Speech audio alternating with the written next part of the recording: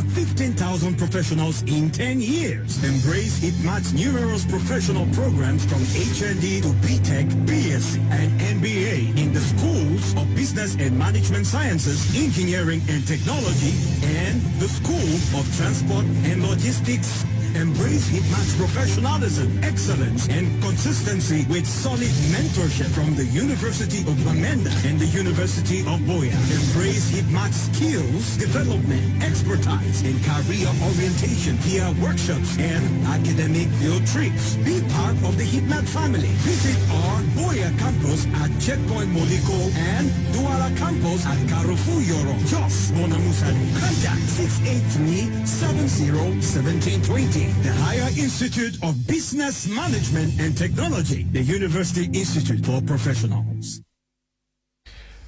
Good evening, televiewers. Welcome to this other edition of Prime on My Media Prime. This day we are going to be revisiting an interview that was granted the Median newspaper by Senator Mbella Moki Charles, former mayor of Boya Council. We are going to be looking at what he said in that interview, raising the points that evidently there is no leadership in the southwest and northwest region in Cameroon, asking why there's so much witch hunting, blackmailing, and infighting among those who are given the chance to lead the people. We are going to be discussing this with our panelists who already are in the house with us. Our consultant is here, Apostle allengagedcitizens is in the house with us. Good evening and welcome. Good evening, Mr. Dio. My co-panelists. Good evening, Cameroonians and viewers of Prime Hour. This is another day again to discuss heart-burning issues that concerns our nation, Cameroon. We have been in a period of total crisis, and I'm very, very sure what we contribute to every day is helping the situation in the country. Thank you for the privilege to be here. Okay, we also are in the company of Professor Mark Anthony, who is a Pan-Africanist. Today is his birthday. I use this opportunity on behalf of members of our forum, that's Prime Hour, to wish him happy birthday to you. Good evening and welcome. Thank you, Mr. Leo, and to the entire house, Prime Hour, and to all those out there who wish me happy birthday today. It is indeed a great day, and I believe that whatever we'll be saying here will be constructive enough to, as a means of celebrating my birthday, I should put it that way. So, while you watch, I think it is necessary not just to be a critic, but to be out to learn. Okay, we also are in the company of Dr. Success Nkongo, who is going to be participating live from Nigeria. Good evening and welcome. Good evening, everybody. Good evening, House, and good evening, Cameroonians. We will thank you for inviting me to this great program today. And I truly believe that at the end of this discussion, we shall be able to provide answers to certain questions that concerns our nation. Okay. I appreciate you for this support. Just to say that Dr. Success Nkongo hails from a Umojok subdivision in Manu Division, southwest region of Cameroon. He is a theologian, political scientist, an entrepreneur, human rights activist, motivational speaker, philanthropist, peace broker, a private investigator. He is a husband and father of 5. Many persons have been asking to know more about him. That is why I took time off to be able to get through this. But we are also expecting the arrival into our studios and on this panel of Andrin Atemibako. He is caught in traffic. He's definitely going to be joining us. I'll start with you, Apostle allengagedcitizens. Consistently, Senator Mbella Moki Charles has been raising some key issues at a time when many others have played seat lips. Yes, without mincing words, Senator Mbella Moki Charles has been one of the most vocal English-speaking senators. In addition to that, we have Senator Henry Kmer also, who have been outspoken, addressing the issues that concerns our country, Cameroon. We must applaud that gesture of theirs and appreciate them for being a voice to the voiceless. what he said, that there is a evident lack of leadership in the Northwest and Southwest, is a very clear statement. You see, there is a difference between leadership and leaders. Northwest and Southwest have a bunch of leaders who do not know the art of leadership. Leadership is the capacity to maximize opportunities. And once you are given that headship, it's an opportunity for you to display the leadership potential you carry. A leader is practically known most of the times in crisis. We have a nation that has been rocked by the Anglophone crisis for the past 4 years, and we have Anglophone leaders in the persons of parliamentarians and senators and elites and other top-notch in the government of Cameroon who are supposed to have come together to make sure that they drive a particular motion to put an end to this crisis. But so disappointing is the fact that we have all these personalities in questions who are mute. They practically say nothing. And now, how do you explain that a cube of sugar is dropped in a basin of water? The taste cannot come out. If Mbella Moki is shouting alone like John the Baptist crying in the wilderness, and then the rest are not there to help and ginger his efforts, I think that it's like somebody trying to carry the burden of the community by himself. My father used to tell me that if you cook food for the community, they will eat and ask for more. But if the community cooks for you, you will not be able to finish it. The community is the combination of all the leaders of the English-speaking extract, and we are calling on all of them, from minister delegates to ministers to prime ministers to senators and parliamentarians, to put themselves together and make sure that this drama or melodrama comes to an end. One of the things that has actually punctured the leadership of the Northern and Southwest elites, there is a divide amongst us.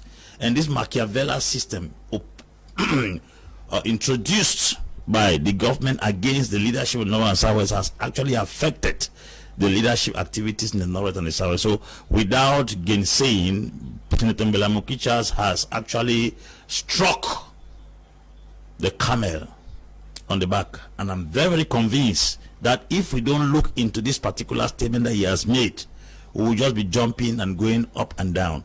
I'm very, very convinced that behind this particular statement, if we are able to diagnose it properly and come with a practical solution, then there is all evidence that tomorrow we can have a solution to the problem. Because if at all those who came from the North and the Southwest were actually in collaboration with one another, then probably would not have been where we are today as far as the crisis is concerned. There's a lot of divide, there's a lot of camps, a lot of separation.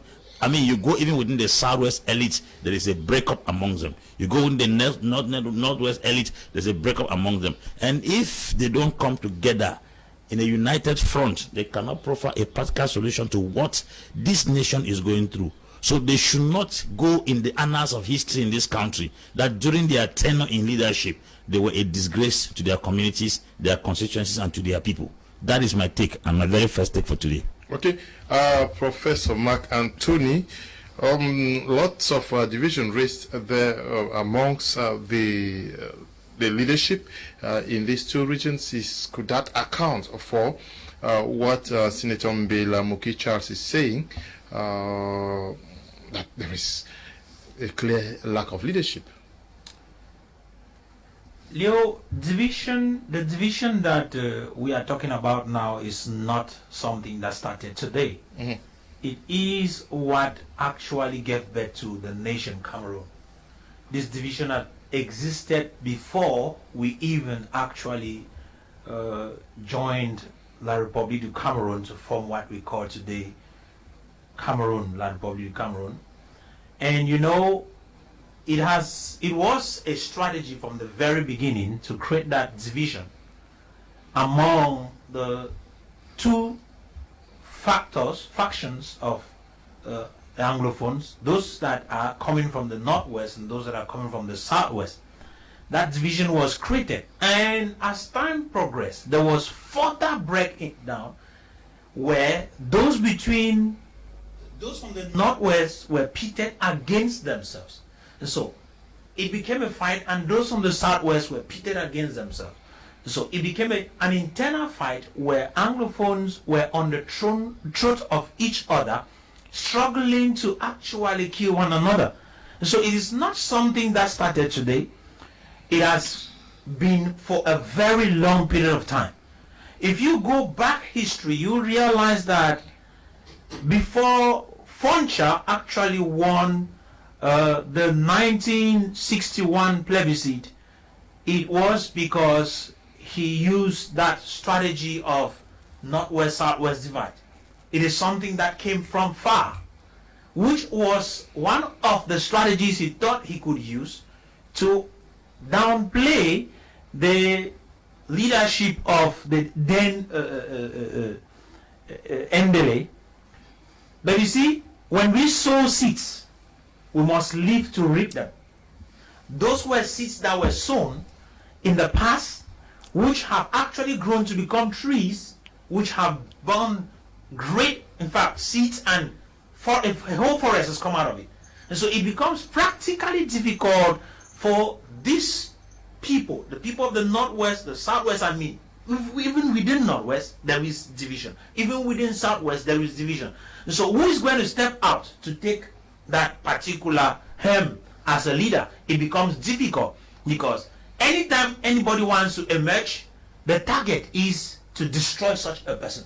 And that has been the reason why we have been finding it difficult to identify any individual who could stand for us among our own people.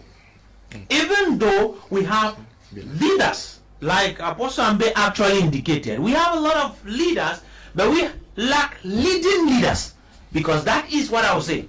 We lack individuals who have the capability to lead in a time when we need them the most. Why? We are against one another. Of course. Practically against one another. So you do not expect that somebody should rise. For example, if you listen to some of the interventions of Mbella Moki, you realize that he is pointing an issue which is very, very powerful. Okay. And as long as I'm concerned, I want to buy with him, because let me say this to you. The Northwest, the Southwest have a lot of elites, politicians involved, whom we could call them leaders in quotes. But amongst them, we do not have individuals who are willing to stake their necks in order to fight for the people. Okay, before we get to Dr. Success Nkungu, let's take a listen to Senator Mbella Moki filing in from Yaoundé. Yes, Leonard. Let me revisit one of the highlights of that interview that I granted the media newspaper. It is evident that we, as English-speaking Cameroonians, have had the privilege of being occupants of the Prime Minister's office for quite some time. Unfortunately, my reaction is coming at a time we are burying a former Prime Minister, and I would like to extend my sincere condolences to the Berry family, and recount with great affection and admiration the services that the late Prime Minister Achide Achu rendered to this beloved country of ours as a faithful servant of the state. Leonard, today, Chief Dr. Joseph John Gute is the occupant of the Star Building. I can tell you with authority that he has not received the necessary collaboration, support, and protection he deserves from his brothers and sisters of the Northwest and Southwest regions, who are kind of associated with privileged positions. I mean, privileged positions in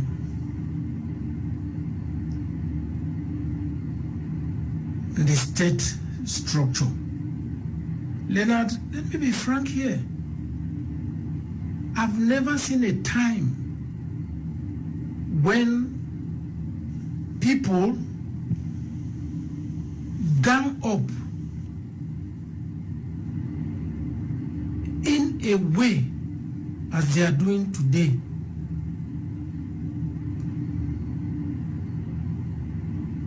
To threaten the stay of the Prime Minister at the Star Building. People engage in blackmail, backstabbing, witch hunting. They pay for publications that are all intended to smear the image of the Prime Minister and evidently wage war against his person and his office. We are not going to stand idling by and see a great son of the English-speaking community of this country who has shown such good faith, level-headedness, commitment and dedication to the state, and of course, a proven technocrat in this country, will elect to render service and the quest for power and scheming from people in high places will take center stage in derailing him from the focus he came with in the Star Building. That has to stop. Let us show love for this country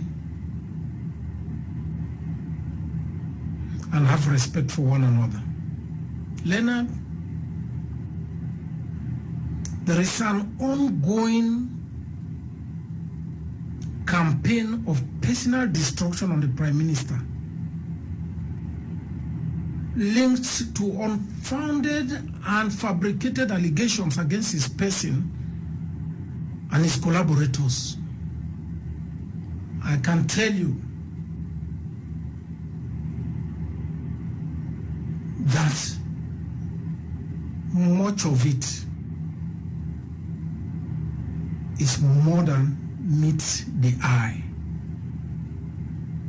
We have to be very careful. The Prime Minister, head of government, is an authority, and the personality who has a track record for diligence, dedication and commitment to work. He has served this country with abnegation. Those who know him will never associate him to what allegations and fabrications are mounted through publications to smear his image and damage the beautiful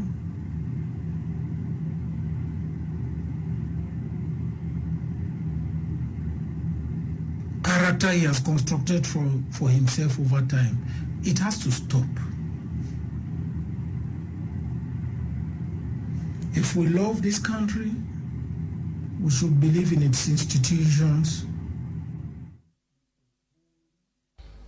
Okay, that was Senator Mbella Mokichas there. He's saying that there's evident a lack of leadership in the Northwest and Southwest region, but he came forcefully to say that the Prime Minister needs support more than ever before, raising other issues that there is a campaign, a cabal that is against him. Dr. Success and Kumu, do you see things from the same prism as Senator Mbella Mokichas, especially with respect to the Prime Minister? Yes, I have the same opinion with Senator Mbella Moki, and I thank God for using him to champion this cause at this point in time. First, I want you to understand, Mr. Leo, that no matter how powerful a people are, if they are divided, they shall be defeated. And no matter how weak a people are, if they are united, they shall be victorious. You see, one of the reasons there is division among our leaders, though they are not leaders that were chosen by the people, they are leaders that were imposed to the people. But let me leave that for now. One of the reasons there is no unity and coordination among our leaders is because there is no unity of purpose. There is no unity of purpose. And there's no unity of purpose among our leaders because there is no purity of purpose. There is no purity of purpose because of conflict of interest. Everyone is in position of leadership for themselves. Leadership is not a title, it's a duty, it's an assignment. Any leader who occupies the seat of leadership and is there for himself, that leader is not fit to lead. One of the greatest qualities of a good leader is that they are ready and willing to lay down their lives for their people. And this is the direct opposite of what we have in Northwest and Southwest. Our leaders are busily protecting their own lives at the detriment of the lives of their subjects. Recently, Archbishop Nkia raised a point at the burial of Senator Mukete in Kumba. He said that any leader, any politician who stays away from their constituent, they stay away from their constituency and they are protecting themselves and eating money at the detriment of those they were elected to protect. Those leaders are scammers. And I heard some people were grumbling. He never had called the name of anybody. It is clear for us to understand that leadership is not chocolate. Leadership is a call for sacrifice. Anyone who cannot die to convenience and comfort cannot be a leader. Anyone who cannot sacrifice his own personal interest for the benefit of his people cannot be a leader. Anyone who cannot lay down his life for his people cannot be a leader. So the leaders we have today are leaders who were either recommended by a certain godfather or leaders who lobbied their way into position of leadership. They are not leaders that were elected by the people. When a people elect their leader, it means they have seen in them something that they need. When a people decide to elect their leader, it means that they have noticed that this leader can sacrifice their life for them. Now, let me take an example. I'm not making publicity for him. Let's take a perfect example for Honorable Ngala Gerard of Honorable Ngala Gerard. You can see by yourself that this man is the choice of the people, that nobody imposed him in that position. But there are many mayors, there are many parliamentarians that were forced into office by their godfathers. The people did not elect them. So they are there to either satisfy their own personal interest or the interest of the godfathers who facilitated their way into that office. That is one of the things we are suffering today. No wonder they are abusively protecting their own interest. That's why they cannot come together to defend the common interest of the people of Southwest and Northwest. They are there for themselves. They are not there for the people. They are there for their godfathers. They are not there for the people. So there is conflict of interest. It's the same thing to a marriage relationship. Most of the marriage relationship is simply because the husband wants his own interest to prevail, the wife wants her own interest to prevail. And because there is conflict of interest, there will be fighting and it will eventually result to divorce. So if we must have good leaders, good leadership, they must first agree to protect the common interest of the people of Northwest and Southwest.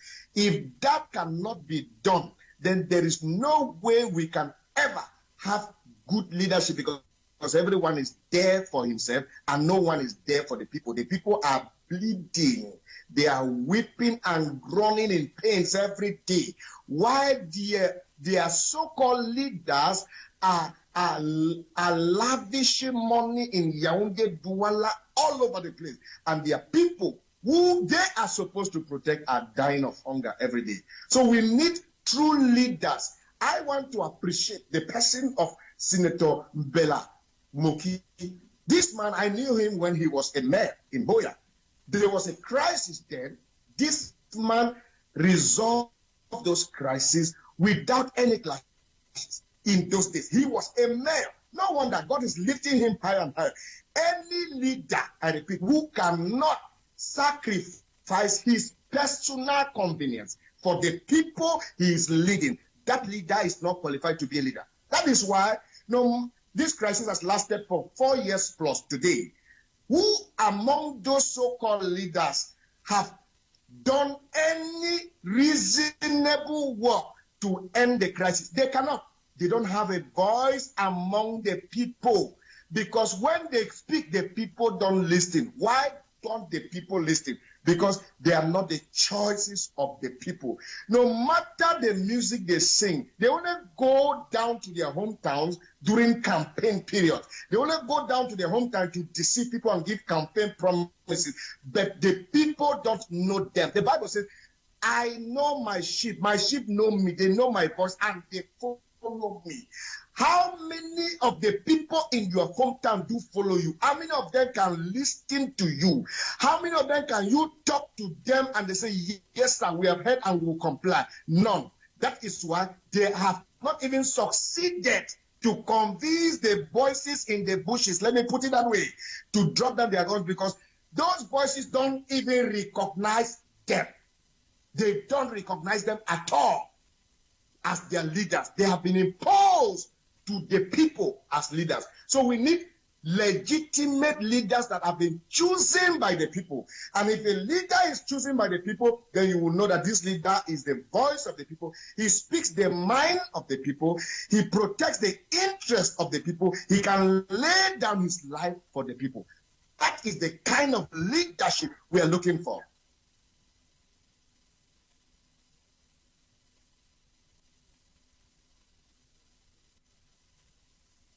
Charles, sorry, we are talking about the outing of Senator Mbella Moki Charles, who is talking about an evident lack of leadership in the Northwest and Southwest regions. Those we are talking about the elite here, political and other leaders, are they caught between two difficult situations where you turn to government, you may receive a sledgehammer, you turn this other way, and you are considered a black leg? Are they themselves caught in a web, the leadership in the Southwest and Northwest region?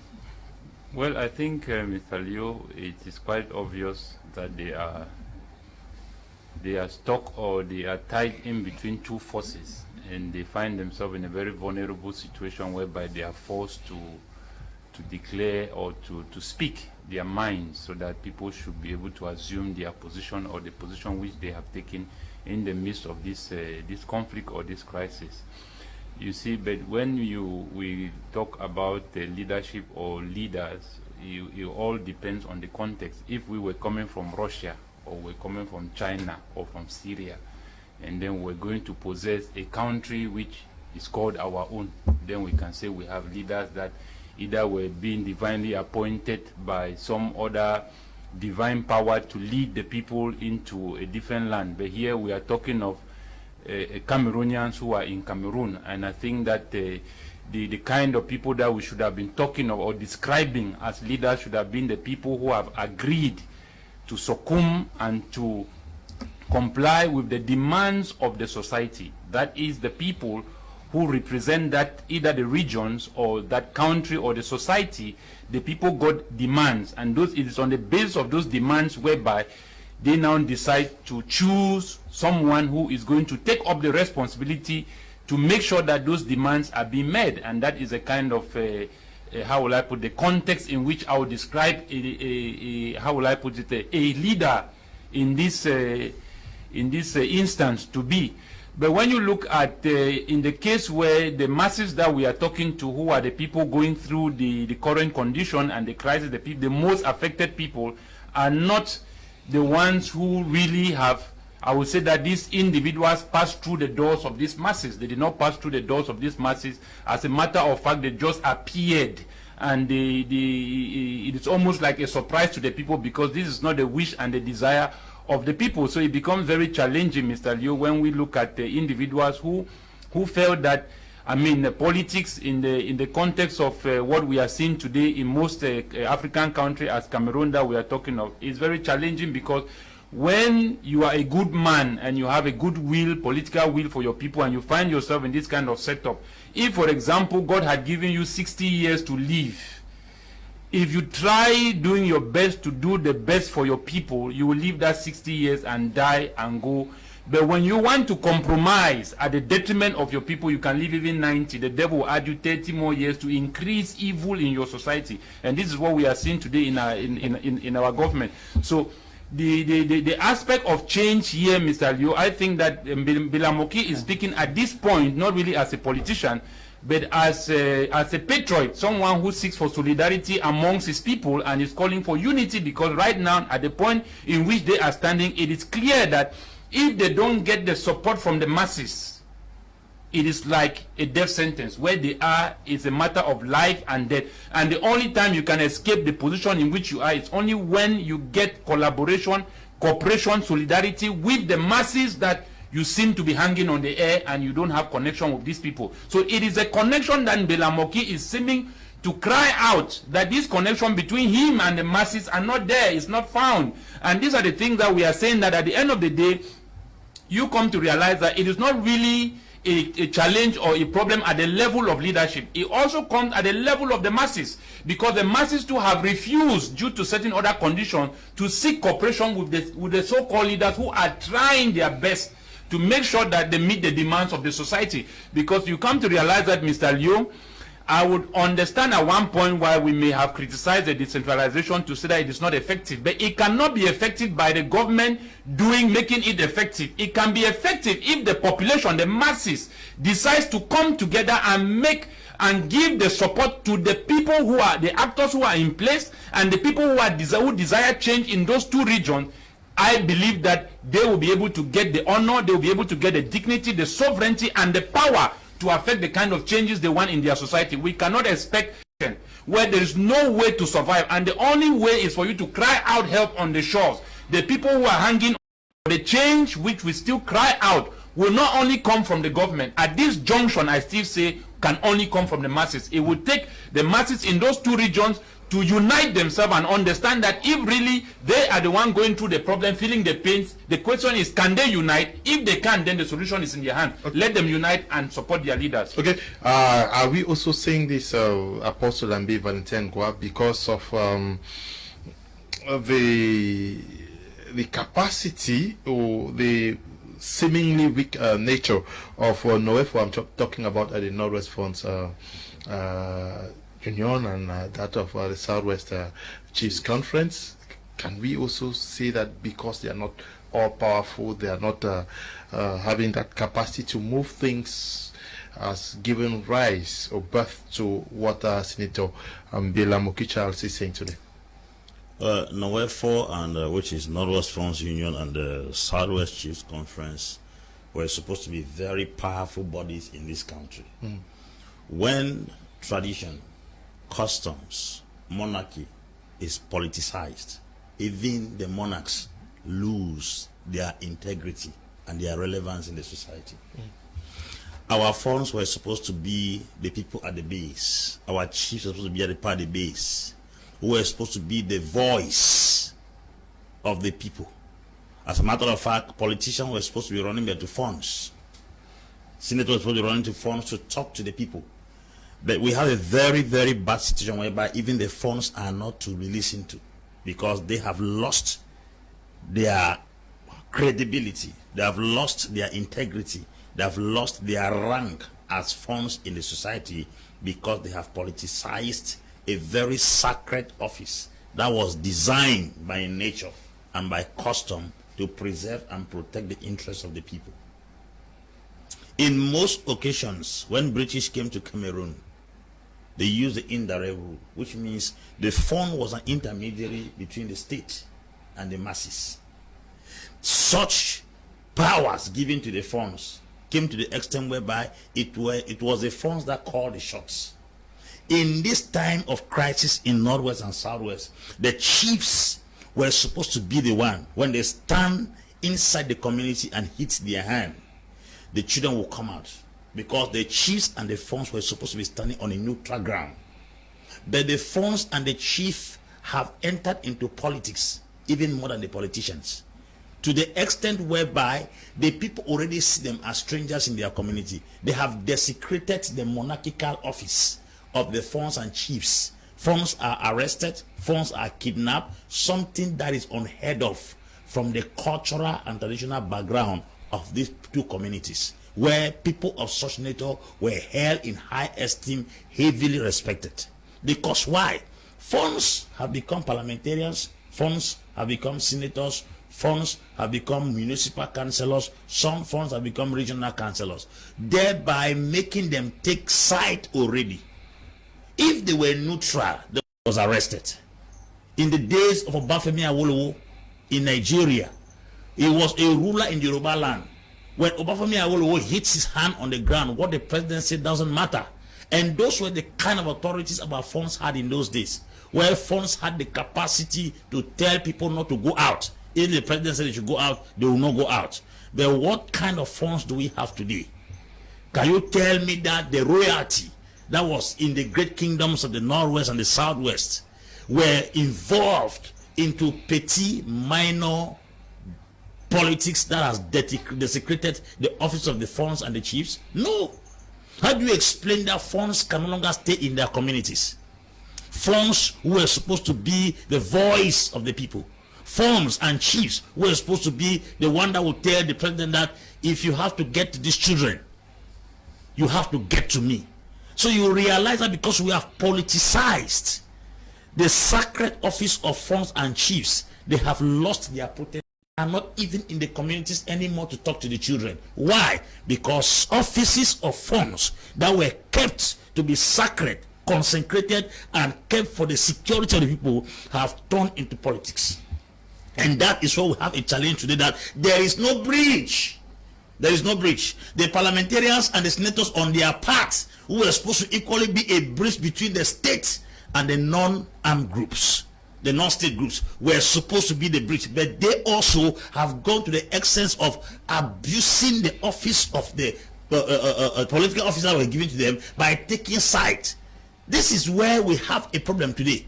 They used to say it takes a bridge to link two communities, and it takes a wall to separate two communities. I can guarantee you, bad leadership in the Northwest and the Southwest has broken down all the bridges that were supposed to have been used to link the states and the masses. Funds, chiefs, parliamentarians, senators, build bridges and stop erecting walls to separate the society. Okay.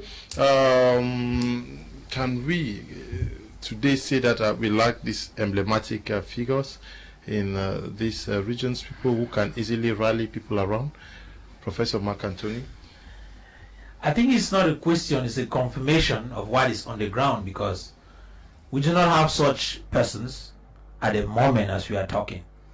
You know, it is funny how not long ago we all watched how one of the respectful kings of the Northwest region was practically arrested, molested by his own, let me use the word, indigenous.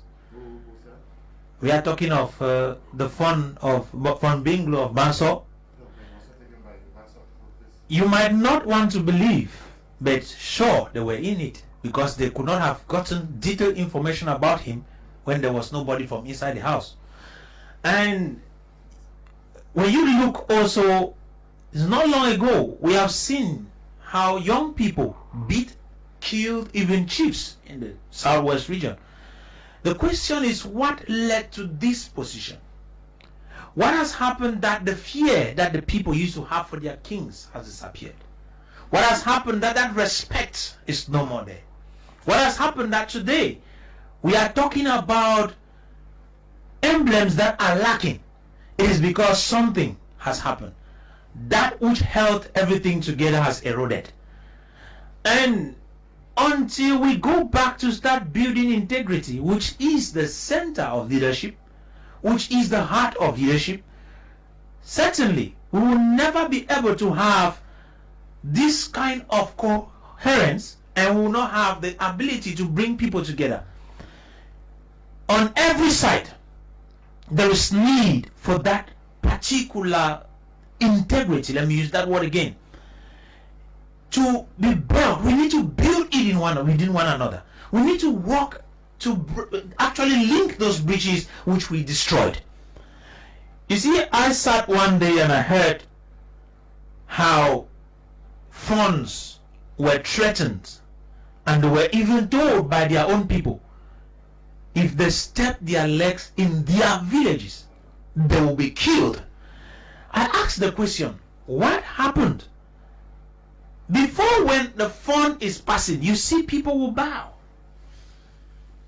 But something has happened. I don't want to call it civilization, because that to me is destruction. I don't want to call it light that has shone. I would say darkness has fallen upon the people. And so, Mr. Leo, on practical basis, we do not have emblems which we could look up to again in Cameroon. The political elites that we do have, whom before people could believe in and love, have now become the figure of mistrust, where nobody believes a word that comes out of their mouth, because they practically have sold their people for their bellies. Most of them prefer to build their big houses, most of them prefer to have their big cars, than to take care of the dying people of their various regions. And that is one of the reasons why you do not expect that any of them should speak and anybody should listen to them. They are far up there and the people are down there. They are individuals who have been handpicked and raised. Why they were supposed to be there for their own people, they have forgotten that they were called into that particular office to serve, not to actually just feed fat. And that has become the subject of the day. Where somebody is appointed into an office, there is celebration in the family. We all know of this proverb that says, when your brother is sitting on the black plum tree, then certainly every member of the family should eat black plum. And so the question is, if only the family of the political elites are empowered, how do you expect the neighbor who is suffering to actually believe in the good leadership of that particular political elite who is making sure that he empowers his family at the detriment of everybody around. We have forgotten the basic principles that govern the common society of the African people. That principle and philosophy which binds people together, that particular philosophy that gives social coherence, that creates that convivial society where we live for one another. It is lacking today. It has been destroyed. People will call it Ubuntu. Some people will call it Tento. Some people will call it, they have different names for it. But all imply the same thing, meaning togetherness. When we live and work together, we succeed better than when we work as individuals. But that is the situation in which we have presently in Cameroon, and precisely in the southern Cameroons, the northwest and the southwest. We have such a situation where individualism has been actually enthroned at the detriment of the community and at the detriment of corporate unity. That is no more what we have. Something has happened. And so we need to start asking most of our leaders, not forgetting, like Mr. Abako actually mentioned earlier, that we need to also tend to our population to ask them to work together. But I want to believe that before we work together, there is need for most of these leaders to turn back and actually apologize in order to begin a new deal. If we have to start afresh, we need to return, ask this forgiveness to the people, and then we'll rebuild from there. Okay, Dr. Success and Congo, emblematic figures, as he is saying, people who have that potency to unite and mobilize forces for a common cause in the southwest and northwest regions, seemingly lacking. How do we build them up, and where did we get it all wrong? No, Leo, we have a lot of God-sent leaders among us. They are there, we have seen them, we have noticed them. The only problem is that we fight them. You see, Jesus made a statement in Jerusalem and said, Jerusalem, Jerusalem, Jerusalem, thou that killest the prophet and stone them that are sent unto you. For how long will I gather thy children as the hen gathereth the chickens under its wings? And you will not. From today thy city shall become desolate until thou shalt say, blessed be he that cometh in the name of the Lord. You see, there are a lot of God-sent leaders among us. We know them, but out of greed and jealousy, envy and wickedness, instead of celebrating and encouraging these leaders that are sent by God to help us, we choose to fight them. You raised the question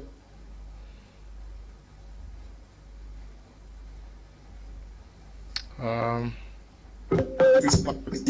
Cameroon is a God sent in that office at this particular time. Now, he has proven beyond reasonable doubt. What are you talking about, please? There was he has what it takes to provide solution at this particular time. Unfortunately, he is highly resisted, highly fought by his own people. It is my humble advice that we should learn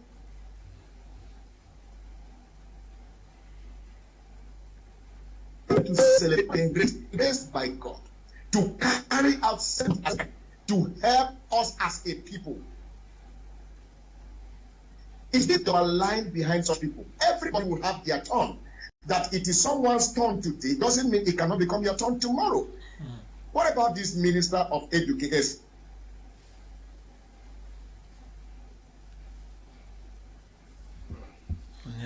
Secondary education. She's put her ministry because I realize she's in political enemies, Why can't we celebrate good gifts that God sent our way? Look at what Senator Moki is doing today. Believe me, in no distant time from now, he will be resisted and fought by his own colleagues or certain people in the government. Why? Because we don't like good things. But I want to encourage this individual that they stand for the people. They should not be discouraged. They should stand firm for the sake of the people. And the people will also stand for them. We cannot be looking for leaders to come from heaven. We have them in their numbers. We have them in their numbers. All we need is to just recognize them. Not everybody will lead at the same time. Everybody cannot lead at the same time. So if this person is having the microphone to know the position of leadership or the grace today to do one or two things, we should align behind the person. I am of the strong opinion that every of the Anglophone elite should collaborate with the Prime Minister. This man has the vision to take us out of this wahala. He has what it takes to take us out of this crisis without so much casualty. We should align behind this man. And they are like-minded government officials like him also, who have the same policy and the same way of operation like him. We should collaborate with these people and do things on behalf of our people. You see, we are not looking for people who want to be known for themselves. This man is not a noise maker. I'm not here to sound the trumpet of anybody, but because you asked me the question, he's not a noise maker. The PM is not a noise maker. He does not sing his own music. Others sing for him just as I'm singing for him now. I am his fruit dog. As a matter of fact, I am his fruit dog. Yesterday, I was blind. Today I can see because of this particular PM. Yesterday I was in the forest. Yesterday I was a radical. Today I am a patriot because of the way this particular man spoke to me. Let us give this man the opportunity to put an end to this crisis. Instead of fighting him, competing with him, he did not lobby.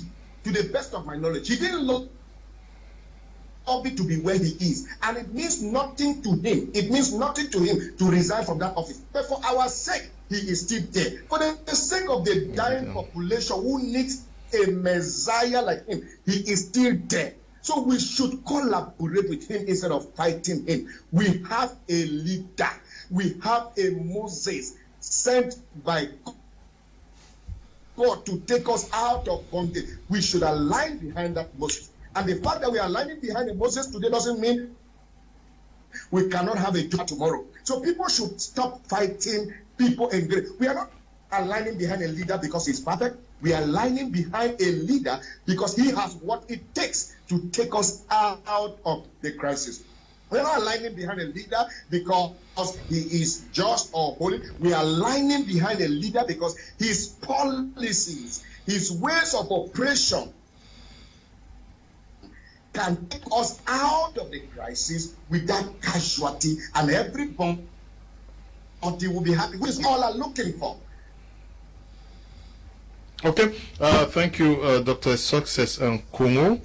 How do we get this collaboration amongst the leadership in the Southwest and Northwest regions so that, Andre Natemebako, this is for you, so that they can have a definite position as to what has to go on within these regions? Come again, please, Mr. Leo. I mean, how do we... Yeah, you how do they work together? How do we build collaboration? How do we get the leadership in these two regions to have a common sense of direction? That's quite difficult looking at the way things are today in those two regions in particularly and especially in Cameroon as a whole. It's very difficult looking at the background from where Cameroonians are coming from for how many decades today, that they have been in a particular condition. So it makes collaboration becomes very difficult, and as well unity becomes very difficult, but it is something that we must be able to fight for. It should be something we must be able to seek for. You see, but one of the things that we have to be honest if we are going to try to understand what is really happening today and why many of these elites and funds and chiefs have lost relevance is not really because of the crisis. This has been for very few reasons why a lot of these things will wipe away as the years are going back if we are not able to hold very strongly to our culture and our values and our identity. All of these things will wipe off away, because you realize that there are two major things that Africa has been struggling for so many years, ever since it's born again from the 60s by the West. And this one of the two major points, or three major points, you have democracy, which I call politics, the Western system of politics in Africa, and then you have religion, and then thirdly you have education. So these are the three things that have been able to destroy the African society, that today we are saying that the elites and the chiefs are moving into the political arena is because they have lost relevance. Being a chief anymore is no longer a title, is no longer an importance in our society today, because democracy and the system of governance we are using, politics, has made those offices become irrelevant. And more to say, that we used to remember many years ago in our culture, where chiefs, funds were very strong individuals where even the state would be afraid of. But today it's not the case, because Christianity has challenged many of those deities and many of those powers those chiefs were using. So a lot of those chief priests and native doctors that were living in those days, who were very powerful, religion today has come to desecrate all of those things. And this is where the major challenge is. We are asking that, but where are all of these? They don't have relevance anymore, because I still use the word Christianity has been the call to challenge those offices that many of these chiefs today do no longer find relevant. What explains the fact that you go to a native doctor back then in the days, where even if an elder in the society is appointed, they ask you to go and swear before a deity. And when you swear before that deity, you must keep your vows. It's impossible for you to break that vow. But today, how many leaders do we have who go and swear oath with the Bible? These are the same leaders that we are complaining that they are not meeting the demands of the society. They are kept away from the people. They are not representing the people. But what is the cause of all of these things? It is those three things which I've mentioned that has entered Africa, that has kept these people away. Before, in our days, in our society, in our own way of leadership, our leaders were being divinely appointed either by a god of a society, a village, or divinely called by God to lead the people. But today it is not anymore. It's not anymore the case. So, Mr. Leo, we will need to look into our cultures, because those are the things that we are supposed to use in uniting us. And we need to look back into our traditions, our values, the embodiment of our own identity, and begin to apply the things that are going to work for us, because it is clearly it's obvious that with the current system today we have in Cameroon, I will not say that the prime minister is a messiah, because even Moses, who took the people out from Egypt, did not bring the people into Canaan. The people want to enter into a promised land. They don't want deliverance where they are still kept in another bondage. We need we need individuals that can rise up among the people, who have the spirit of the people, who are able to unite the people together and pressurize the government to do what the people are demanding the government to do. So cooperation at this point, Mr. Liu, is very, very challenging and very difficult, and we must treat it with delicacy, and we must treat it with a lot of patience, because it is not going to come easily, with especially the masses of the people we are expecting from our people who live under abject poverty. Their priority today is no longer liberty or freedom. Their priority today is how they can feed today and survive tomorrow. So that is the challenging thing, where the people you are calling as leaders are people who are living in paradise. The people you are asking them to demand a solidarity on, they are people who live in abject poverty, people who live in bushes, people who are living in abject stress, durex, people who are living in very uncomfortable situations. So how do you match these two groups of people together? It becomes the challenge of the day. And that is why I say that it is a flush away entirely of the system which denies its own people, and bring in system that can reflect the demands of the society. Okay, we are going to take another listen to Senator Mbella Moki Charles from Yaoundé. Basics of transparency and accountability. I don't want to get deep into the matter I am trying to address, but the various instruments that can afford checks and balances in this country are certainly going to vindicate the Prime Minister and allow this country enjoy and benefit from the services of a dedicated servant of the land. That is an aspect I wanted to point out, Leonard, and to say that the absence of leadership that I had highlighted is responsible for what is happening, because they have been unable to mobilize in the southwest and in the northwest to condemn what is condemnable and to uphold what is relevant to moving Cameroon forward. Mediocrity, jealousy, and character assassination have taken center stage. The chase for power, the hunt for political positioning is the order of the day. Let me tell you, Leonard, and this is frank, clear, and absolute, in that in life, as the English say, until the lion finds its own historian, the story of the hunt shall and will always glorify the hunter.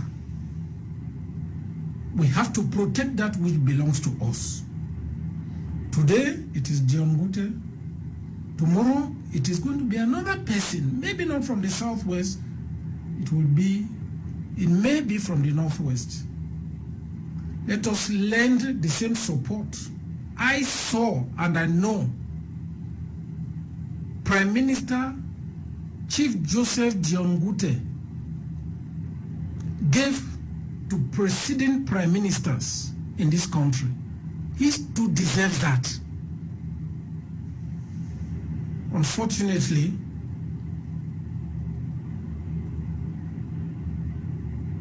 like the late Prime Minister Achide Achu said, you scratch my back, I scratch your own. Those whom Joseph Dion Gute scratched their backs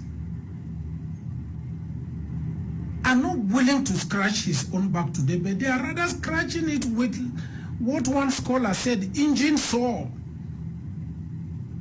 This is the engine saw theorem that is manifesting. And we have to condemn it. We have to decry and say no to the kind of manipulative utterances and publications that we see every day against the person and the office of the Prime Minister. It must stop.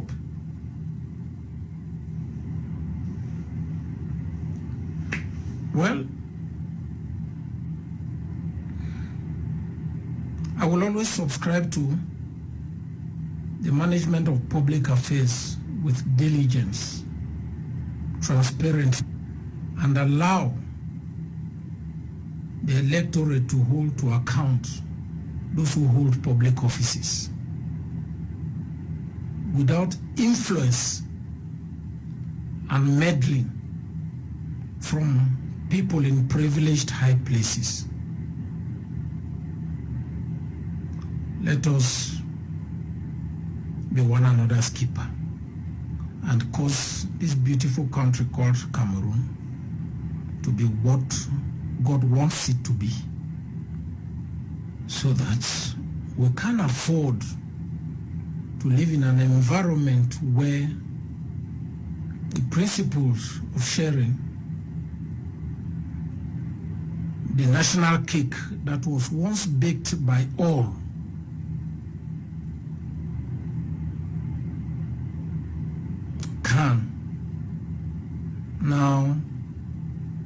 reach the mouths of every Cameroonian. God bless you, sir. Okay, that was Senator Mbella Mukichas coming in from Bamenda to know that they are in session. How they in Yaoundé, sorry. Yes, coming in there from Yaoundé. They're in session in Yaoundé. But Apostle Ambi Valentine, while you followed him, he raised quite a number of issues here as far as leadership is concerned. Instead of seeking the interest of the people, people are rather engaged in intense battling in Yaoundé for position. You see, it means the people down there think that they are seeking their interest, but they are there looking for positioning. Yes. You know, he has laid emphasis a lot. From what I gathered, is the treatment of Anglophone elites against their own. The challenge we first of all have is that we are saying that Anglophones have been relegated to the background of this nation, considering the fact that according to the Constitution, the second person in command was supposed to be an Anglophone. But unfortunately, it's not like that. Because after the president is the president of the Senate, the National Assembly, and then you have now the Prime Minister. I'm sure the Anglophone elites were supposed to have gathered behind the Prime Minister to lay emphasis and to press motions that this relegated position of Prime Minister or the cheat of the Prime Ministerial office should be corrected in the government. Now that the Prime Ministerial office has been relegated to the fourth position in the country, the Prime Minister, even though cheated by Constitution, needs more support. I'm wondering the focus of some of these elites there in Yaoundé. Were they supposed to be agitating for the interests of the entire Anglophones, so that an Anglophone Prime Minister should be given the respect he deserves and given the right and authority he deserves, or they will be fighting even the reduced position to eliminate the person in question? That is witchcraft in a very maximal proportion. We are talking about witchcraft. It's not those who fly in the night. It's a display of practical witchcraft. We have, first of all, reduced ourselves. I have said it and I'm still repeating it. The Francophones will never have the boldness to marginalize us if we did not appear cheap.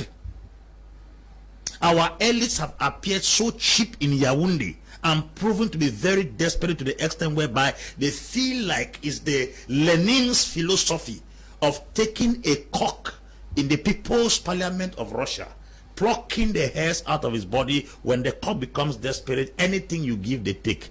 We have gone to Yaoundé not as negotiators or brokers of a deal. We've gone there as beggars. These people will never treat us with any form of respect because our approach to the dinner table brought us as waiters and servers, not as participants. And I'm very, very sure if the Prime Minister, who happens to be in a position that has already been cheated by the Constitution, is not yet defended by his own people to be elevated to a point whereby he can be a voice to the entire Anglophones, what are those people doing in Yaoundé? I'm sure the battle we're supposed to be having right now in Yaoundé is the fact that senators from the English extract, parliamentarians and elites, ministers in Yaoundé were supposed to be pressing motion that the constitution of this country give the Prime Minister such impetus and effrontery to run this nation in this capacity. Yet, even though cheated by the Constitution, the people who were supposed to be the ones to ginger and push forth and press us in motion, they are the ones instead struggling to drown and swallow him. When you appear in front of a dinner table as a waiter or a beggar, those who man that table will treat you as trash.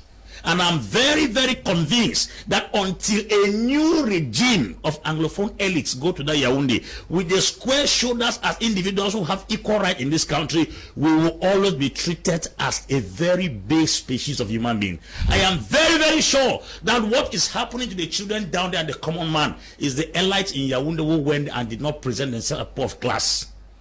How do you explain that we are fighting a Prime Minister? The fight should be that the Prime Minister should be elevated to his due respect and position, not the one that they are trying to even take him out of the little office that has been given to him. What is this?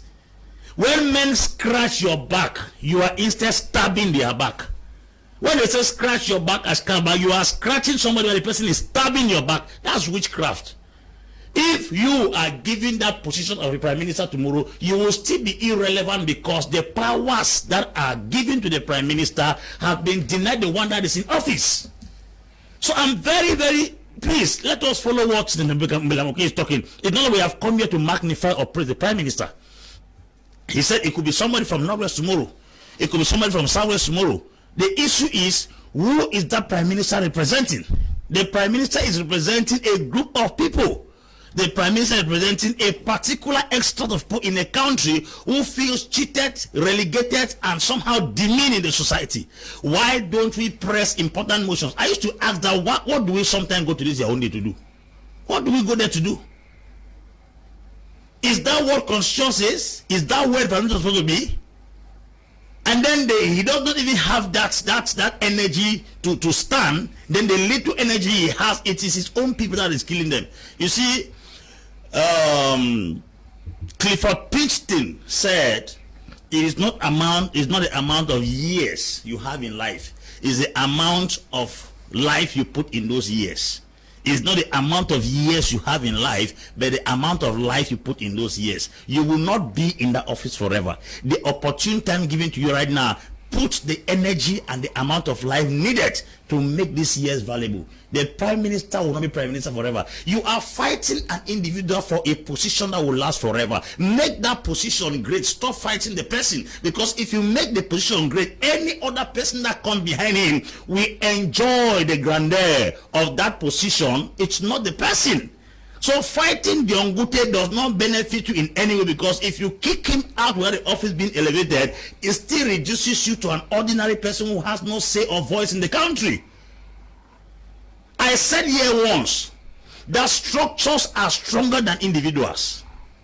If that prime ministerial office is a structure, then Anglophone, which is designed for you people, you have to press out for that structure to be elevated and stop fighting the temporal individuals who sit inside that structure. What has caused the Europeans to have so much influence in Africa is that the individuals that were here set up structures. Charles de Gaulle is dead and gone, but the structures he left behind are still alive and well. They are still alive and well. Let us go for structures. The only structure given to this country that gives us a voice as Anglophones is a prime ministerial office. What we should be doing is to make sure this structure is given the respect it deserves, and it is elevated to the rank and echelon that will give an Anglophone the authority to call the shots.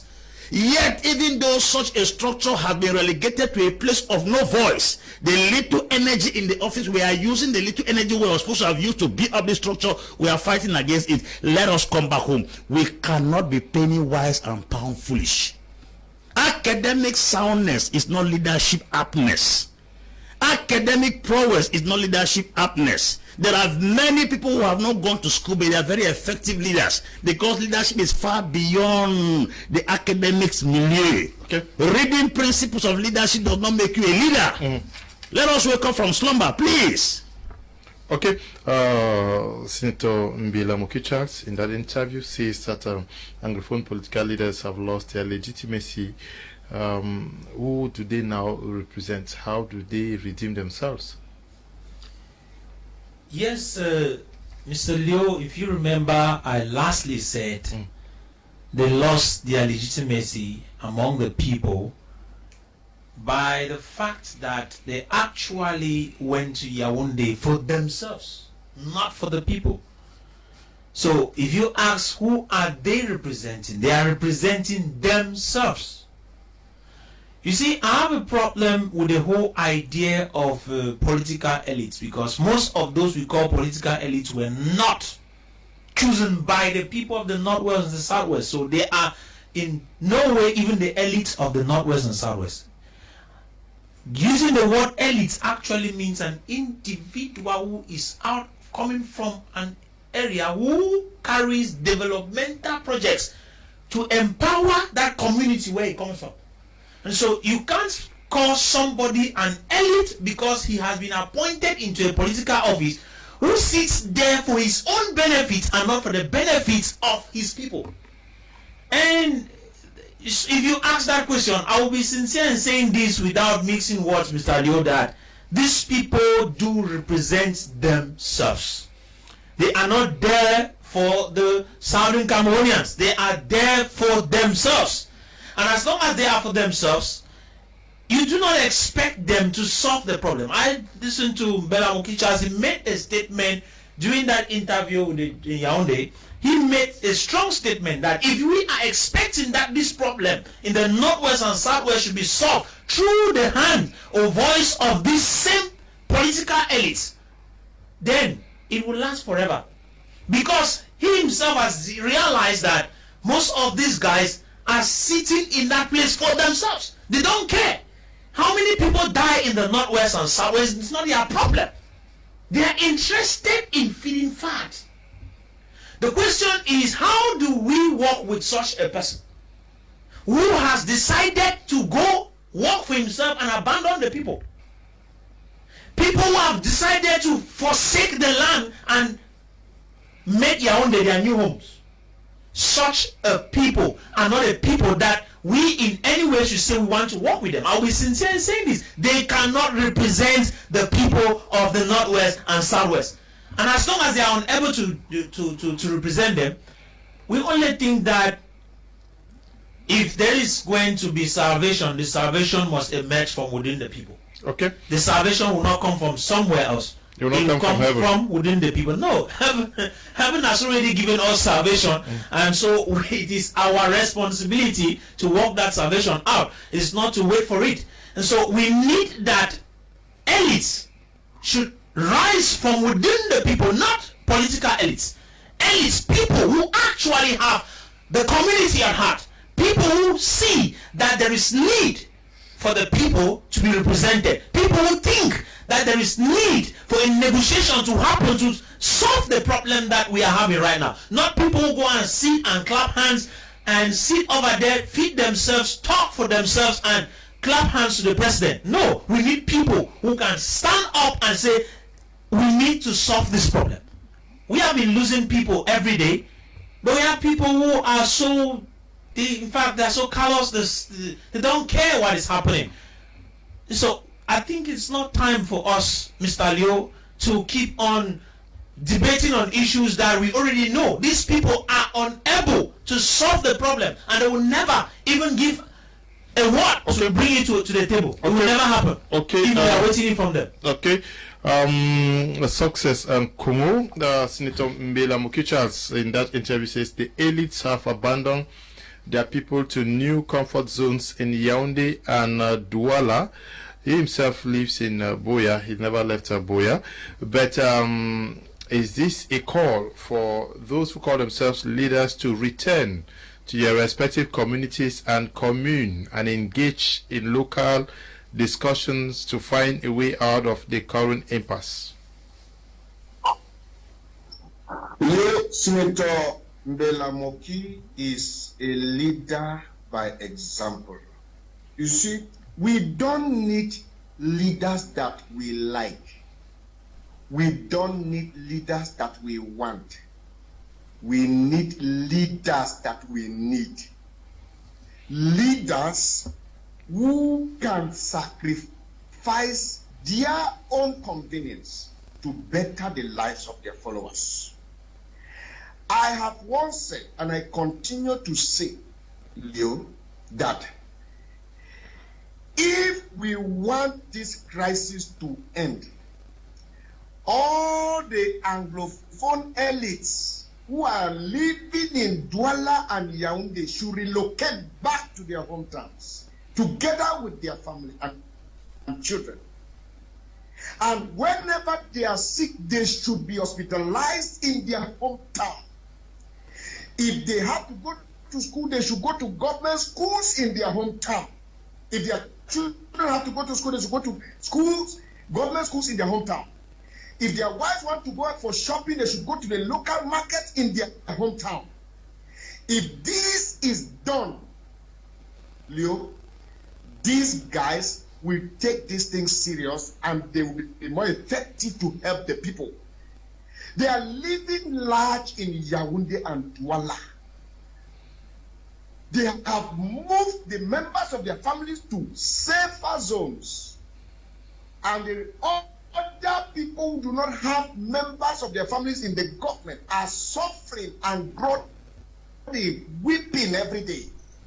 Must everyone have a member of their family who is a member of the government?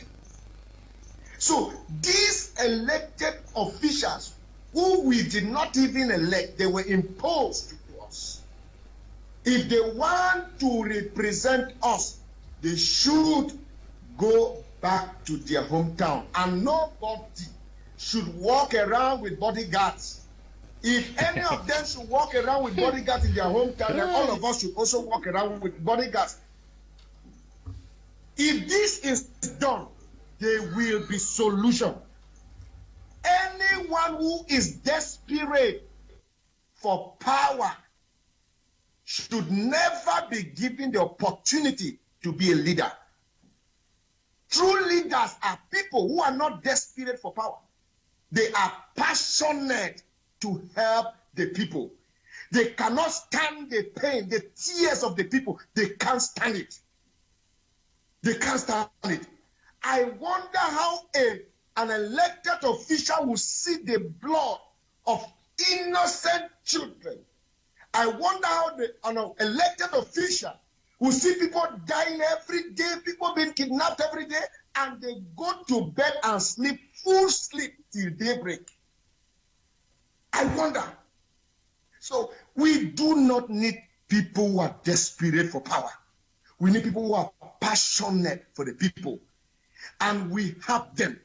They should live by example, just like I've just realized today that Senator Mbella Moki is living in Boya. That is a perfect example. Every other senator should do the same, together with the parliamentarians. What?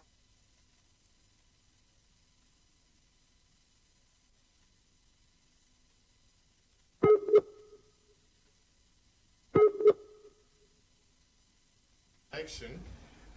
Adwin Atemebako, the Senator Mbella Moki is also calling on separatist leaders. Okay. What? They should stay there with their people until we face crisis. Okay, that was a success, but Senator Mbella Moki is also calling on separatist leaders, because we have been talking about MPs for so long, senators for so long, and ministers, but he's also calling on them for compromise.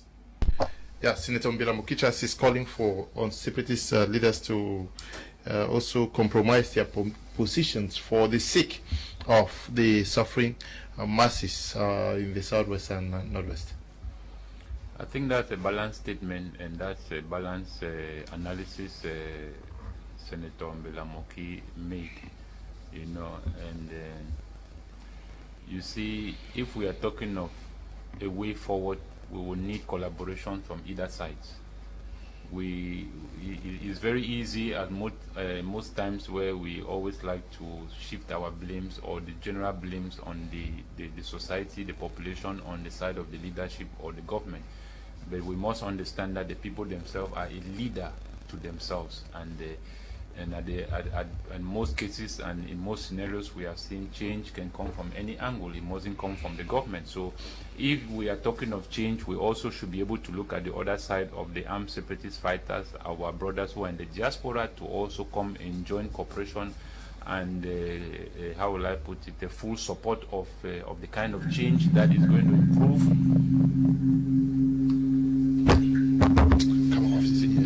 the kind of change that is going to improve the lives of their people.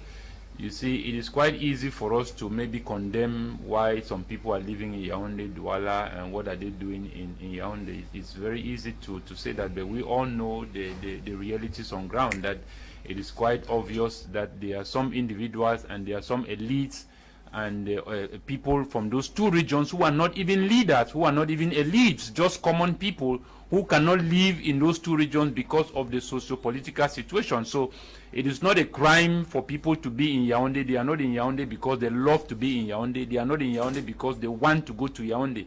When were they going to Yaoundé? Was it not after the crisis? Did we have our elites, our leaders or our funds going to Yaoundé? The answer was no. They were all in their respective region, villages and community. But it is due to the socio-political situation which we cannot deny.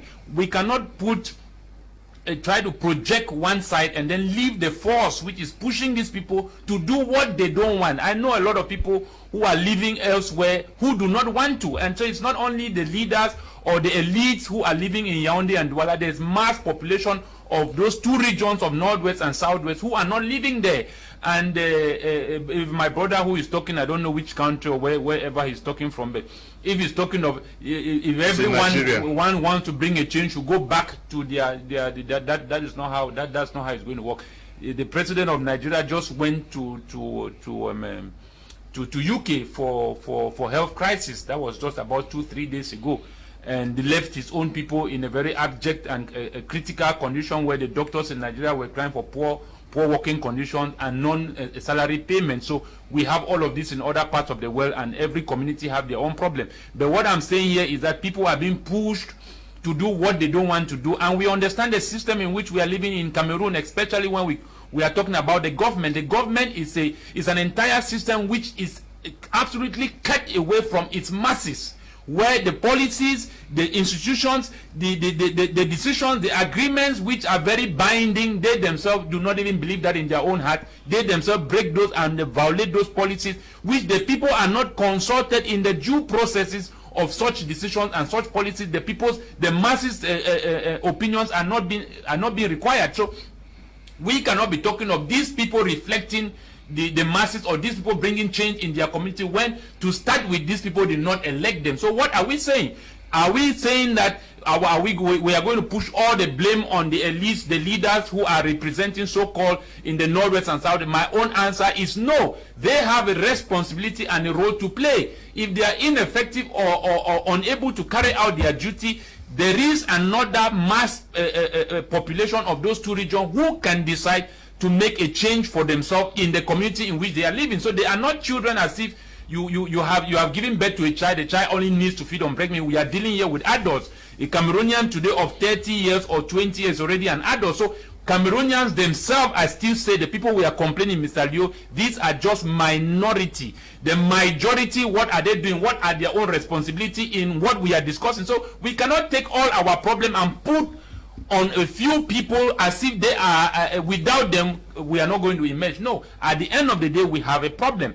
What do we do to resolve this problem? We understand that there is no setup right now in Cameroon that is going to end this conflict in the Northwest and Southwest, except the population or the people from the Northwest and Southwest who by themselves are going to find the need to resolve their own problem in collaboration with the leaders who are seeking goodwill for the people. But if we are going to shift all the blame because they have gone to Yaoundé, how many of us are living in different parts of Cameroon? We are not living in Southwest. That we don't have nothing to do with the CPDM, with any political party, but we cannot live there because of the socio-political situation. How many individuals have died there who had nothing to do with the socio-political situation, had nothing to do with the government? How many children who did not even know how tomorrow will look like, who have ended their life? How many women have died? So we have had innocent people who have been dying in this crisis, both there and those who visited the area and were caught up in the crisis and died, who did not have anything in this crisis. So we should not be complaining as if it is the elites alone that have the problem. No, the common man have been suffering. We are talking here of people are suffering in different conditions and different ways. But when it comes to the level of the leadership at the government, Mr. Leo, these government or these people do not, I still say, it is just like having a white man having a black child, calling it his child. You realize that they have no biological attachment and no blood relation, and that is the way our government is when it comes to its population. And I still say that The problem in Cameroon does not limit in these two regions, and it is very important for us to understand. We are dealing here with a system, just like as the apostle says, systems are stronger than individuals. So once you are in that system, you cannot live the way you want to live. You cannot express and do what you need to do for your society. And these are the challenges that many of our elites that we say who are in that setup are finding the difficulties. But okay, what do we do? That is already a system, Mr. Leo. Can I say this lastly, please? Yes, but actually about the separatist leaders you speak. I have said that separatist leaders will need to seek in solidarity cooperation with what Mbella Moki is saying. It's not going to come from one side, Mr. Liu. You've spoken very little about them. But what do you want me to say? Okay. They have to come in as key players to make the changes that the demands of the society are seeking today. It's not only going to come from one side, because we have seen many goodwill people have put down certain decisions in place to bring changes. We have seen that it has been resisted. We're coming right down to schools, resumption of schools. We have seen how it has been resisted even by the separatist fighters. So we need a joint cooperation by Cameroonians themselves coming together to build their own nation. Good evening, Mr. Leo Frederick from Bamenda. We can't be minimizing the post of the Prime Minister because it's not small to use it intelligently and objectively to cause a positive change in this country. People have used minor posts to achieve bigger political objectives. Power is not given, it is seized. Okay. Thank you for the message. Good evening, Mr. Leo. Good evening to Prof and other panelists. I don't believe in any elite. Why is Senator Mbella still in the Senate House with all the worries he's raising? Why has he not resigned to sympathize with the Anglophones? Okay, Sone Kmer is writing from Douala. Yes, but he has to be there to say the things he says now. Good evening, Mr. Liu, and to all the panelists. No electricity in Kumba. I trust Apostle Ambi and the rest of the panelists are killing it as usual. More grace to the entire Prime team. Good evening to you, Daisy, writing from Kumba.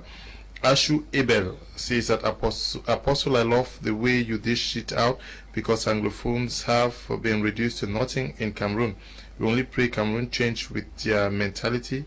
Ashu is writing from Greece. Ngupo Ngong, writing from Kumba, says hello to all in the house. They won't allow us to watch in Kumba with light cuts. Can someone please tell us what is really going on with light in Kumba? Esther, writing from Yaoundé, says, good evening, Mr. Liu, and to the panelists, Mr. Liu, the leaders can't talk, their hands are tied. Okay, Senator Mbella Moki Charles, in that interview, is saying that a come together of Southwest and Northwest elites is imperative. That one is not even something to preach again.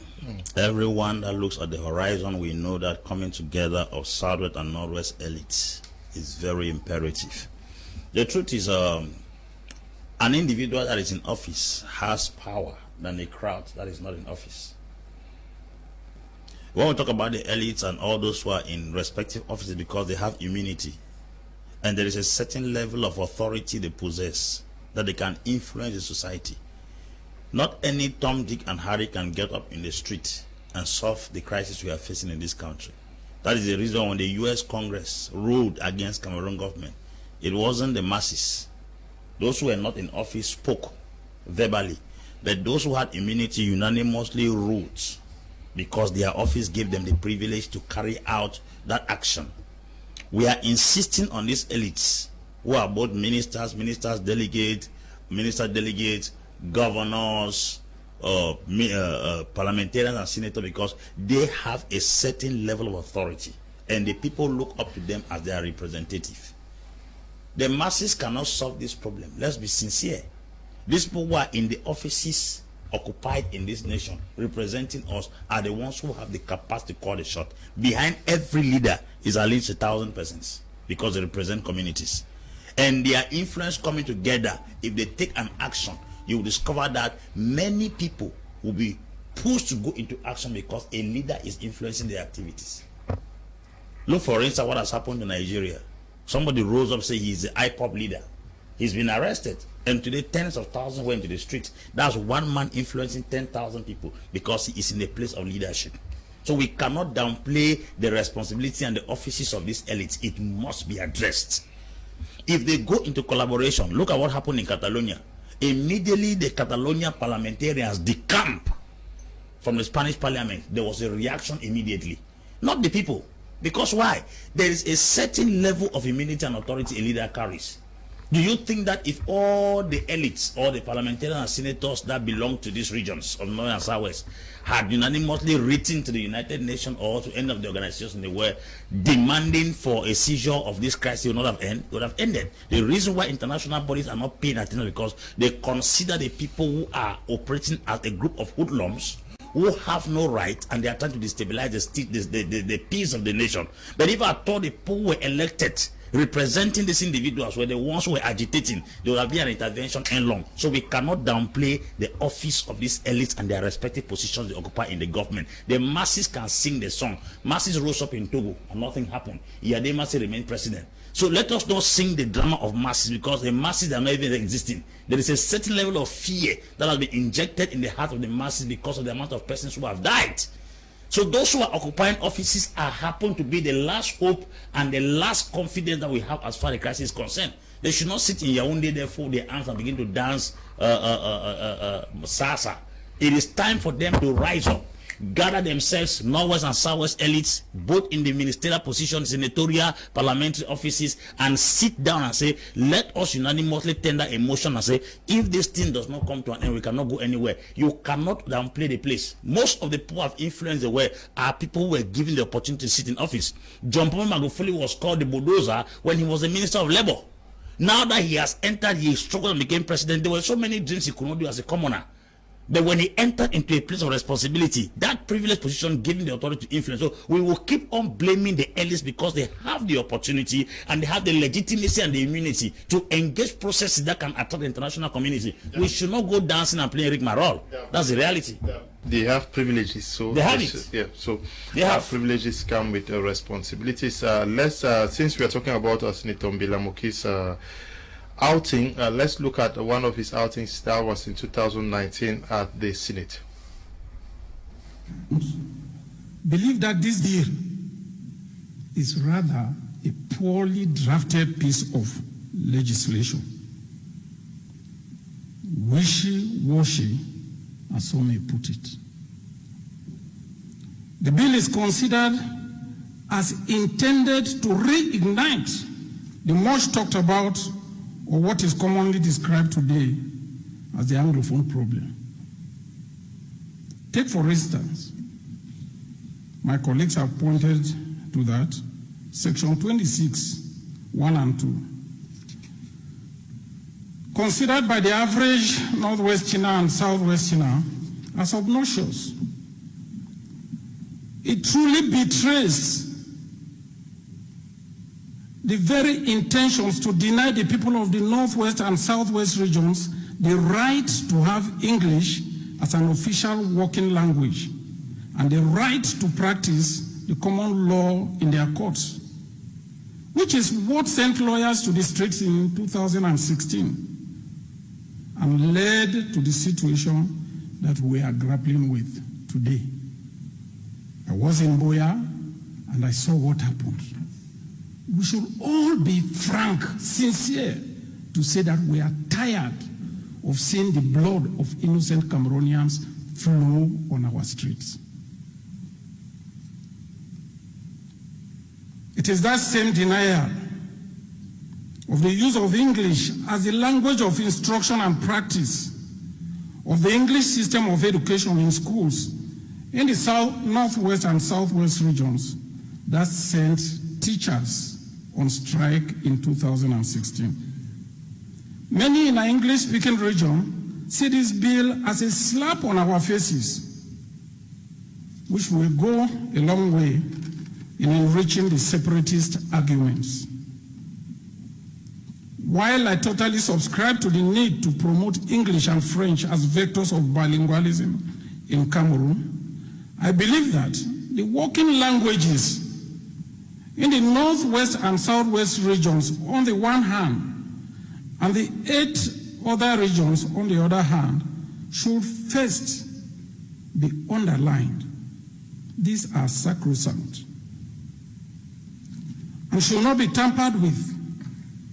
It is already clear, Mr. President, that the agitations are ongoing in the Northwest and Southwest regions against any attempt to force Bill number 132/PGL/SEN/2L down our throats. Let us avoid tensions and stiff resistance, which may cause more trouble in the present socio-political climate that we are facing in this country. What the people of the Northwest and Southwest regions await today most anxiously, Mr. President, Your Excellency, is the content of the special status proposed at the major national dialogue and highlighted by the head of state. If somebody is not disrespectful of the head of state, why should you at this time now bring this piece of legislation? Why? The head of state had said it. Yeah, that was in 2019. The Senate, some of the things happened there and they go unnoticed. Is this time for those who call themselves elites, like Apostle said, to actually rethink that rule and see how to start redeeming themselves? Wow. Actually, Mr. Liu, you know, while watching the senator, I was reflecting on for the 2016, and I saw these lawyers on the streets,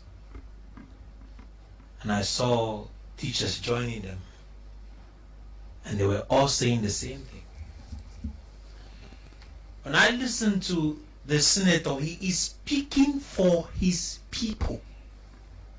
There he included himself. He said, this is like you forcing this thing down our throat. But you know, with all that said, he knows that it will not change anything. But speaking in that position, like that, is something that every so-called political elite, especially those senators, because those senators are hand-picked individuals who are supposed to represent the regions. And if they are now not representing those regions, I think it is but right that they should rethink their position. If you claim that you are a senator, you were appointed or elected, or I would call it, a senator for the region where you come from, to represent it. I even heard the senator there talking and not representing only the Southwest region. He was representing the entire Anglophone people. That, to me, is what I think, that if you want to remain in that house, you should be doing every day. Because I am saying this, I think that the more you talk on an issue, irrespective of the fact that you have individuals who are hard-hardened, who do not want to create any change, if you keep on saying the same thing every day, it will end up creating an impact, which, if you stay quiet, they will consider you a weakling. And so speaking out, to me, is rather courageous and a solution to an invisible problem that is still to come. As long as the people, those same senators, stay quiet. I saw some, they were even struggling to clap because one of them spoke. And I want to believe all of them had their turns to pass. But the question is, why is it that most of them are this quiet? Their strategy was, like I said earlier, was to feed their stomachs, and is still to feed their stomachs. They don't care about the people. And as long as the people are not in their agenda, the people will reject them. You see, you don't claim that you are in Yaoundé for the people. You want the good of the people, and then you are quiet when they are being killed. You are quiet when they are on the streets. You are quiet when some of them are in the bushes. Some of them are refugees in Nigeria. And you claim that you are one of them and you went to represent them. And that is one reason, Mr. Liu, that for which I'm going to hail Mbella Moki. It is not easy to rise up in the den of a lion. Okay. And raise your voice above the voices of the lions. Okay. So it is necessary, Mr. Liu, okay, that they should rethink their position. They should rethink and come back and see if we can work together to solve this problem, rather than for them to be cut out and eat for themselves over there in Yaoundé. Yeah, I'll end with you. No. Let's take this one from Tiku Felix from Boya. Yeah, thank you, Mr. Liu. Now, Mr. Liu, what I actually want to say with regards to this leadership thing is that leaders are not actually people who are being voted. Leadership is an inborn thing that every human has. And the manifestation of leadership is based on the various situations that arise and the need for it to be solved. Now, I want to buy and I want to actually support what Senator Mbella Moki said with regards to the lack of leadership, or that it's evident that there are no actual leaders in the Southwest and Northwest region. It's very clear, because the Southwest and Northwest elites, who are supposed leaders, have been brought so low to beggars who are doing everything they know they can in order to gain position in the government, rather than supporting their own or the people that they represent. Now, with leadership, Mr. Liu, you see a leader just emerge, and the emergence of a leader is based on the situations that arise. You understand? Now, you can be a leader in a particular situation and not a leader in another situation. And now, another thing I know about leadership is that when a situation arises that his leadership ability has to manifest, he feels so uncomfortable and he does not care the outcome. He does not care whether people are for him, because the true leaders don't work based on the support they get from the majority. The true leaders are convinced that when they take the lead in order to solve a problem, they get the support of the majority. So the majority move towards a leader and not a leader moving towards the majority. Now let's take the situation with somebody like Mancho BBC. I always like to quote. Now there was a road problem in the Northwest region. Mancho BBC was not doing his thing with regards to the Anglophone problem. When he started, the Anglophone problem was not there. People have walked that road. Several people, so many people are using the road, businessmen, big government officials, but nobody saw it. But when you are a leader in your own area, you feel restless until you are able to solve that situation. Another leader I want to cite is somebody like Senator Mbella Moki. Now, they are in the parliament, and most of our allies, they don't even care with what will be the outcome or what is the implication of tying down Honorable Chief Dr. John Guti.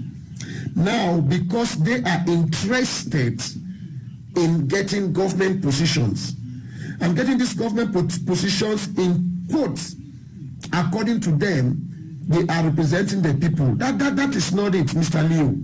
Leaders are not people who can be bought easily. Leaders are not people who can flee and leave their people. A leader is like a shepherd who will hide the sheep and face the lion. But the ones we have, like parliamentarians and whoever, who were voted in quotes, are the ones that are sending the sheep to face the lion while they take refuge behind trees. This is not it. This is not it. In the northwest and the southwest region, it is evident that we don't have leaders, but we have people who are just camouflaging and trying to work their way out, rigging election, trying to buy positions, and then to present themselves as leaders. And when problems arises, Mr. Leo, they run and leave their people. That is it. We don't have it. Because should it be we had leaders, what is happening will not have happened. Should it be we had leaders, if actually our parliamentarians were leaders, Mr. Leo, the parliament, every day we have a group of Anglophone parliamentarians who rise up and say foul to this. The Anglophone problem, the crisis for more than how many years, it has not been put on the table for the parliament to discuss it, yet we say we have leaders. The true leaders will be restless and will not find their peace until they say this thing is foul. That is what leadership is all about. A leader is restless until a solution is found that will make his people comfortable, that will give his people peace, and not at a price. He does that selflessly, and he does not do that selfishly. But most of our leaders today, Mr. Leo, greed, or the people who attempt leaders today. Okay, thank you, Tiku Felix, coming in there from Boya, Southwest Regional Capital. This one says, greetings, Mr. Liu. I thank God for the panelists you have with you tonight. As a matter of fact, I am a keen follower of your panel, and your panelists are always wishfully chosen. In the most of them speak the truth, without minding where or who it is directed to. But if we do that at our level, we will be killed. No, nobody is going to kill you. If you have chance, I may invite you to come and talk here. Andrew Atemebako, is there need for other persons to also start looking forward to engaging to politicking or taking up leadership positions, because we can't also blame others for not succeeding and not wanting to venture into what we condemn. Mr. Liu, the simple facts are clear that this crisis did not begin with these leaders. It began with the masses. Let me put it that way. The same masses that we seem to be ignoring today are the same masses that began this movement. Let me put it that way. When the teachers and the lawyers were being violated, the masses decided to stand up for their rights, and till today we are still in the same situation whereby the conflict is going on. So we have seen in different countries where the masses have been able to put pressure on the government to change certain policies which are not were not in the favor of the people. In that same Nigeria, we saw not only the iPod, but we saw SARS. It was the population of Nigeria that went out and ended SARS in Nigeria. It was not the administration of Buhari or leaders or senators who were in Nigeria, but it took the Nigerians themselves to regroup and went out and make sure that the government changed that policy, and that was how SARS ended in Nigeria. We saw in Mali, there have been almost 71 coups in Africa, in 13 African countries.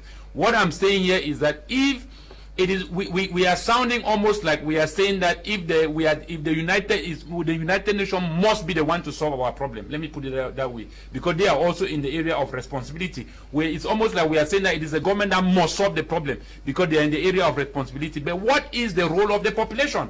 We cannot keep the population away without bringing them into a position where they can make a practical contribution in bringing solutions to this crisis. And like the last speaker was just talking about who a leader is, it must not be a one elected, must not be a one appointed. It must be somebody who just rise up among the people, who believe in a vision, who feels that he has been given an assignment to take the people into one place to another. And before you realize, like he said, the people are the one who draw themselves to the leader, and not the leader the one who draws himself to the people. These are the kind of leaders that we don't have. And why can we not say that such leaders are still idling around?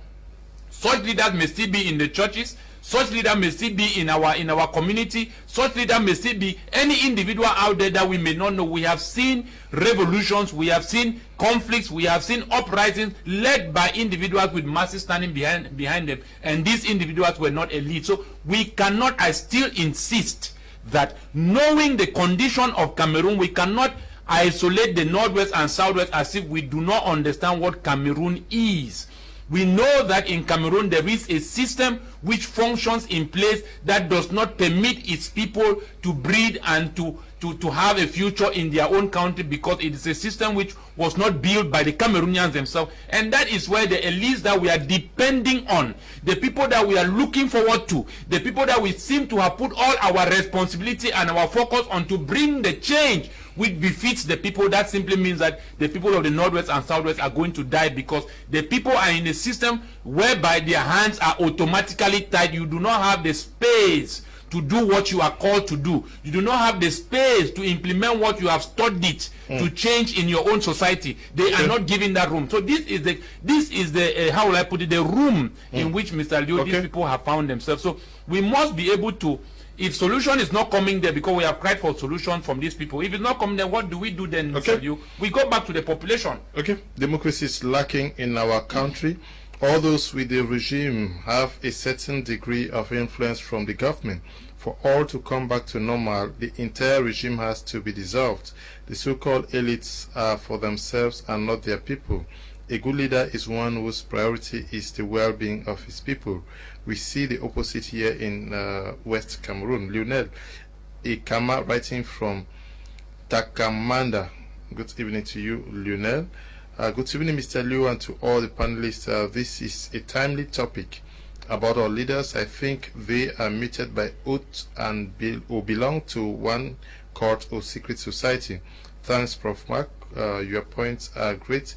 Enoch Sakwe writing from Douala. Apostle Ambi Valentine Ngwa, we certainly are going to be ending at this juncture. We say thank you for coming and talking to our panelists. Thank you, Mr. Leo. Thank you, Cameroonians. It's a joy to be here. We have contributed our part. Let God do the rest. Okay. Also to you, Professor Mark. Thank you for coming. It is my pleasure, Mr. Leo, and I want to believe that whatsoever we said was meant to give our own contribution.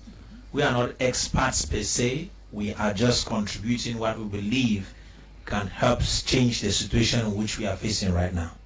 Okay. Thank you. Are we celebrating the birthday after this? The party after this? That's serious. That party is going to be announced. Ateme Bako, thank you for coming. Thank you very much, Mr. Leonard, and all the viewers of my Media Prime. Okay. Good evening. Dr. Success Kongo is still there. Thank you for participating. Seemingly Doctor is gone. We want to thank you all who took time off to follow the program this evening. If you missed it, take another rendezvous for the rebroadcast tomorrow, 1 p.m. on my Media Prime. We are going to say thank you to the production team. Stay blessed. Bye-bye.